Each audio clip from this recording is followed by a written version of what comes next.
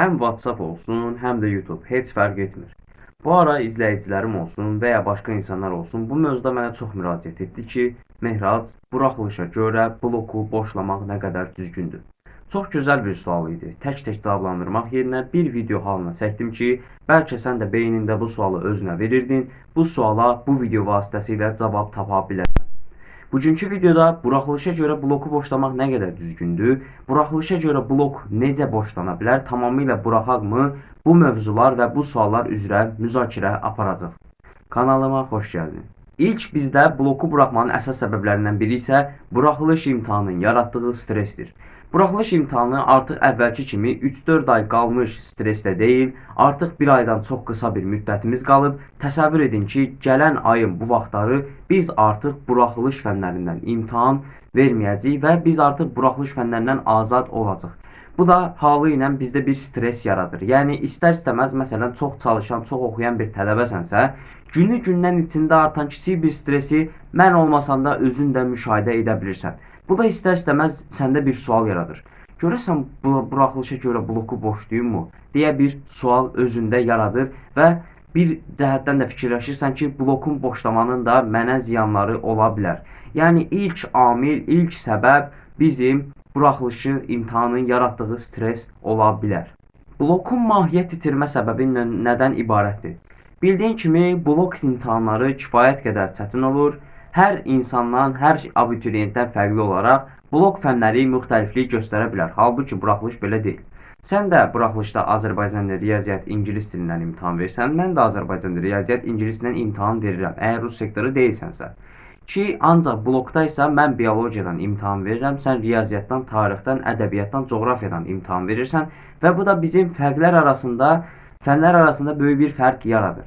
Və blok imtahanının da çətin olması, hazırlaşmanın da buraxılışa nəzərən daha çətin, daha professional olması, səhvlər düzləri aparması prinsipini də nəzərə alsaq, blok yerinə buraxılışa çalışmaq abituriyentlərə, yəni abituriyentlər genəlində bizlərə daha cazib, daha uyğun gəlir. Və məhz də buna görə biz buraxılışa daha çox hazırlaşırıq ki, buraxılışdan çox bal götürüb, blokdan heç olmasa itirdiyimiz balı buraxılışla tüklər demişkən təlafi edə bilək. Yəni bərpa edə bilək. Bunu nəzərdə tuturam.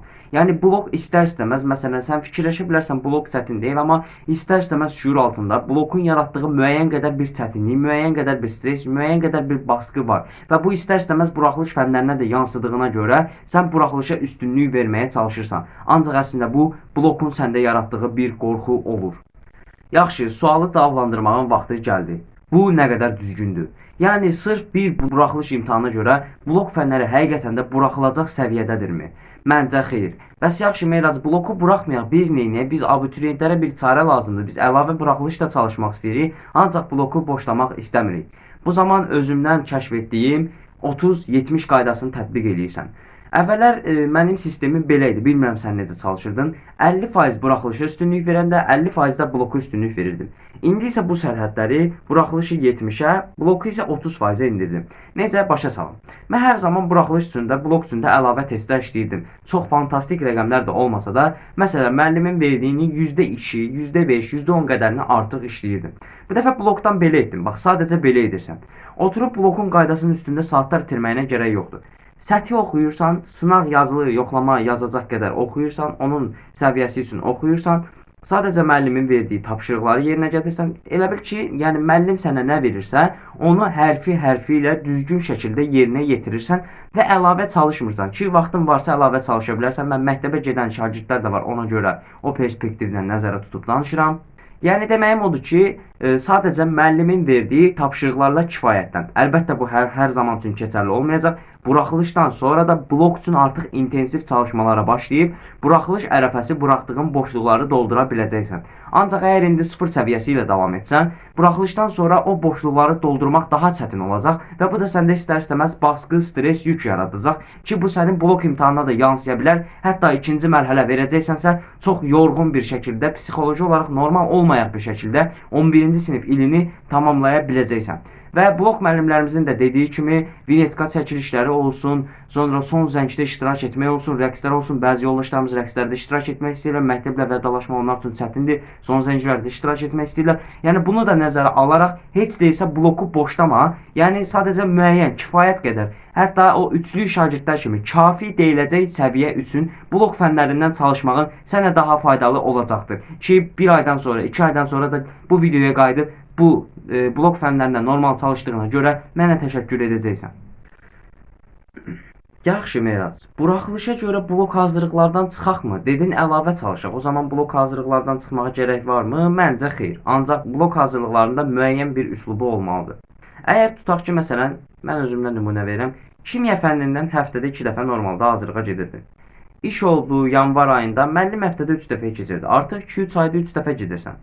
Buraxılış ərəfəsi olduğuna görə müəllimə deyə bilərsən ki, müəllim, mən buraxılış imtahanına hazırlaşıram. Olarmı mən həftədə 2 dəfə gəlim? Və ya belə edə bilərsən. Məsəl üçün, blok fənlərindən getdin, buraxılışa bir həftə qalmış onsuz da özləri buraxırlar. Belə edə bilərsən. Bu ərəfədə bizə hardasa blok fənlərindən günlük 6-8 dərs aralığında, 6-8 dərs intervalında bir dərs düşür. Bu dərsləri məsəl üçün bu həftə tam bloka get, gələn həftə bir dərs saxla. Ondan sonraki həftə tam bloka get, ondan sonraki həftə bir dərs saxla. Belə edərək həm dərsliklərdə boşluq buraxmazsan, həm də blokla buraxılışı paralel apardığına görə də vicdanın rahat olacaqdır. Ki bu da sənə çox kömək edəcək bir ünsur olacaqdır. Yəni arada sırada müəllimlərinlə otur, söhbət et, onları başa sal və buraxılışın nə qədər mahiyyət təşkil etdiyini onlara izah etməyə çalış. Yəni sırf bloku boşlama, çünki onların da acığına gedə bilər. Çünki sən o fəndən də imtahan verəcəksən. Məsələn, sən fizikanı oxumursan, sən fizikadan da imtahan verəcəksən, biologiyadan imtahan və ya tarixdən, ədəbiyyatdan, coğrafiyadan, Azərbaycan dilindən, bənzəri fənlərdən imtahan verəcəksən. Boşlama, sadəcə müəllimlərinlə bir söhbət apara bilərsən ki, müəllim, mənim yüksək hədəfim var, 280-290 hədəfləmişəm. Buna görə xahiş edirəm mənə heç deyilsə 2 həftədən bir dərs gəlməmək üçün icazə verin. Bu da çox böyük bir vaxt eləmir. Onsuz da 3 həftə vaxtımız qalıb. 3 həftədə bir dəfə getməsən, sadəcə 2-3 dərslik blok məşğələsini buraxmaq miqdarına bərabər olacaq. Bu da sənə çox zərər verməyəcək bir şeydir. Yəni dostum, yəni əziz yoldaşım, tövsiyəm odur ki, bloku da tərtəmiz boşlama. Yəni blok da çox mahiyyət təşkil edən bir şeydir. Blok buraxılışdan daha çətin olur. Bloku hər kəs imtahan verə bilmir. Bəziləri də universitetə buraxılışı vasitəsilə daxil ola bilir. Yəni bloku boşlama. Blok daha çətindir. Bloka üstünlük ver, bloku sevməyə çalış. Gün ərzində kiçik-kiçik də olsa bloka vaxt ayırmağa çalış. Məsələn, məktəbdə çalışa bilmirsənsə, məktəbə bloka saxla. Məsələn, dedin ki, yola verəcəyim dərsləri məsələn məktəbə salacam. Bloku sal məktəbdə, həll elə, evdə gəl buraxılış imtahanı üçün çalış. Deyəcəklərim bu qədər idi. Bunu da vurğulamaq istəyirəm. Əgər videom sənə maraqlı gəldiysə, danışma üslubumu bəyəndinsə, bizim abituriyentlər və gənclər üçün açdığımız Elite Society-nin WhatsApp kanalı var. Açıqlamaya linkini qoydum. Link vasitəsilə kanala daxil ola bilər, bizlərlə müzakirələr apara bilər, gecəlik olan meydan oxumalarımıza qatıla bilərsən. Meydan oxumalar ərəfəsində biz gecə boyunca dərs çalışırıq. Əlbəttə bu dərs seçimi hər kəsin özündən asılı olur. Bəzi yoldaşlarımız gecə 2-lərə, 3-lərə qədər buraxılış fənlərindən hazırlaşırlar. Bildiyin kimi aramızda kiçik bir rəqabət hissi də olur və bu da bizləri dərs oxumağa motivə edir. Topluluğa qatılmaq istəyirsənsə, yenə dediyim kimi açıqlama vasitəsilə qatıla bilərsən. İzlədiyin üçün təşəkkür edirəm. Sağ ol. Salamat qal.